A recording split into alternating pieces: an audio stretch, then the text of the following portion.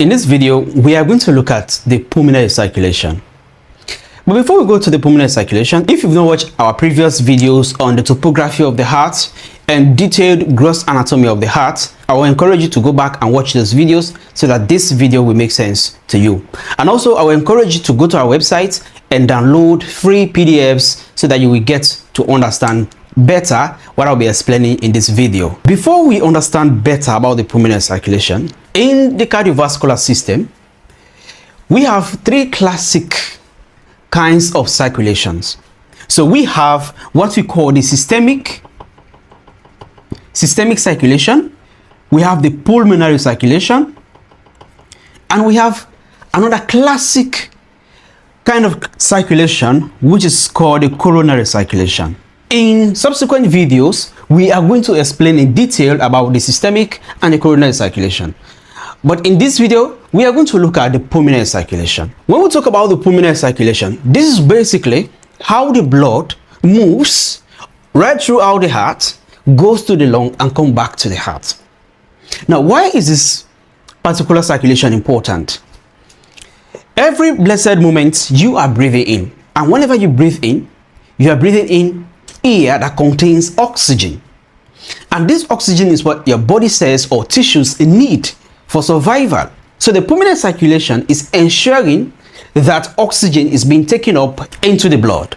Now let's look at the pathway briefly. So the pulmonary circulation starts from here, these large veins draining blood into the heart, and these are superior and inferior vena cava. So superior vena cava and inferior vena cava. So the superior vena cava is basically draining blood from the upper parts of the body and then drain it into the heart, into this chamber of the heart called right atrium. And then blood drained from the lower parts of the body, from the lower limbs, the pelvic, the abdomen, all drain into the inferior vena cava, and the inferior vena cava will drain that blood into the right atrium. So this is the inferior vena cava and this is the superior vena cava. Also, in our previous video, we talked about another opening inside of the right atrium called the coronary sinus, which is draining blood from the heart itself and then pour it into the right atrium. Now, this blood coming to the right atrium is called deoxygenated blood. This is simply because this blood lacks oxygen, so we call it deoxygenated blood because it lacks oxygen, but then it's rich in carbon dioxide, and carbon dioxide is toxic to the body. So this circulation process is ensuring that the blood not only gets oxygen but also gets rid of the toxic carbon dioxide. Blood comes all the way from the body and from the heart into the right atrium.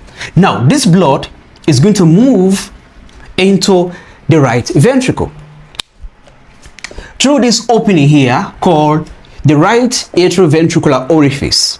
And this right atrioventricular orifice has got a valve called the tricuspid valve.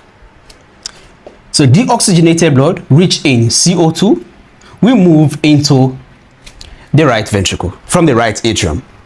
And in our previous video, we learned that the two atria, the right atrium and the left atrium, contract simultaneously, and the ventricles relax when they are contracting. Then the two ventricles, the left and the right, contract simultaneously, the atria relax, and then this blood goes into either the pulmonary circulation or the systemic circulation. But now, for the purpose of this video, we are concerned with the pulmonary circulation. So deoxygenated blood enters the right atrium, the right atrioventricular orifice opens, and that deoxygenated blood goes into the right ventricle.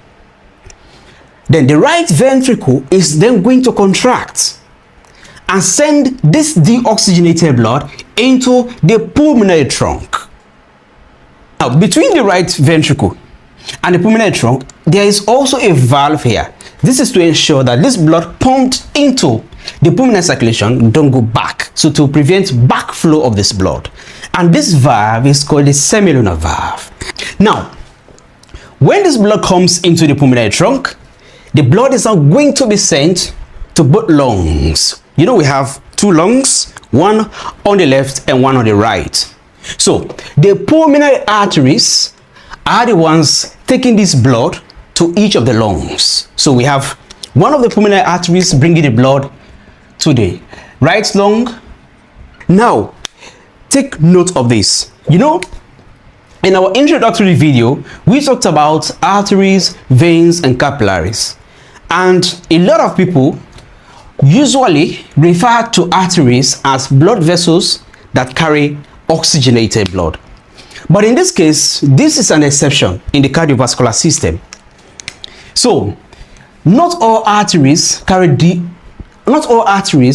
oxygenated blood. So that is why the definition that arteries carry oxygenated blood is not properly correct. So basically we can say arteries are those vessels that are taking blood away from the heart. So in this case, the pulmonary arteries that are taking blood away from the heart are carrying deoxygenated blood. So this deoxygenated blood going to the lungs is rich in carbon dioxide.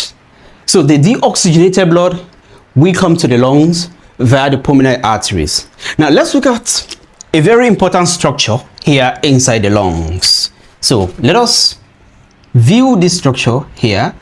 Let's zoom this structure out. So basically, the lung comprises of thousands or millions of tiny air sacs called the alveoli. So it is in this alveoli that the exchange is going to happen. So the deoxygenated blood coming to the lungs. This blood is coming here with the capillary network around the alveoli, and that is where the exchange is happening. But let's look at it from this angle. Let's look at this structure here. Deoxygenated blood, rich in carbon dioxide, enters the lungs via the pulmonary artery. Now in the lung, we have tiny air sacs surrounded by capillary network called the alveoli or alveolus. So the main purpose of the deoxygenated blood coming to the lungs is to ensure that the carbon dioxide in the blood is sent off and the oxygen in the alveoli is taken up by the blood. So this is the main reason behind the pulmonary circulation. Now the capillary network surrounding this alveoli is where this exchange process is going to happen. So inside the alveoli, let's indicate that we have oxygen here, and in the blood, in the venule or pulmonary arteries. So here in the capillary network around the alveolus is where the exchange is going to happen. So in our physiology playlist, we are going to explain detailed mechanism of this exchange. But just for the purpose of this video, understand that oxygen will be taken up by the blood, and the carbon dioxide in the deoxygenated blood will be given off. So this is basically the mechanism. When you breathe in, you are breathing in oxygen, and this oxygen is going to be taken up by the blood in the alveoli. And when you breathe out, you are breathing out the carbon dioxide that was sent off from the blood into the alveolus. So this blood now, after gaining the oxygen, becomes oxygenated blood. So the oxygenated blood is not going to remain in the lung, it's going to come back to the heart. So this is basically why we say pulmonary circulation. The exchange process has already taken place. Carbon dioxide has been given off and oxygen has been taken up. Automatically the blood becomes oxygenated. Now this oxygenated blood will be taken back to the heart via these vessels called the pulmonary veins. So pulmonary veins. Now note this. We have 4 pulmonary veins, 2 from each lungs, unlike pulmonary arteries where we have 1 left pulmonary artery and 1 right pulmonary arteries. But for the pulmonary veins, we have 2 left pulmonary veins and 2 right pulmonary veins. And the pulmonary veins are carrying oxygenated blood to the heart, whereas the pulmonary arteries are carrying deoxygenated blood from the heart to the lungs. The pulmonary veins will then drain this oxygenated blood into the left atrium. So also understand the difference. In the right atrium, the superior vena cava, inferior vena cava, the coronary sinus, and the small cardiac veins all drain deoxygenated blood. But in the left atrium, the pulmonary veins drain oxygenated blood So now you understand that veins are vessels carrying blood towards the heart, whereas arteries are carrying blood away from the heart. Not necessarily oxygenated or deoxygenated blood. Once this blood enters, the oxygenated blood from the lungs enter the left atrium, this blood will then be pumped, just like here, into the left ventricle. So this completes the pulmonary circulation process. This is basically the entire pulmonary circulation. Now, in our next video, we are going to talk about the other type of circulation, which is the coronary circulation. That is blood flow or supply to the heart itself. Then from there, we'll look at the systemic circulation. That is blood supply to all organs or to every part of the human body. So if there's any way you've learned from this video, don't forget to hit the subscribe button. And again, go down in the description of this video, click the link to our website, and download the full PDF of the cardiovascular system anatomy, where we have detailed structural explanation of the cardiovascular system. Until then, see you.